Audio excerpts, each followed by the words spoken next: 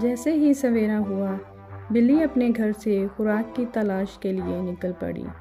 रास्ते में उसे एक चूहे का घर नजर आया। उसने सोचा कि क्यों न आज चूहे को अपनी खुराक बनाया जाए। वो चूहे के घर के सामने बैठ गई और चूहे के निकलने का इंतजार करने लगी। चूचू चूहा जैसे ही अपने घर से निकलने लगा, उसने देखा कि सामने बिल्ली बैठी थी।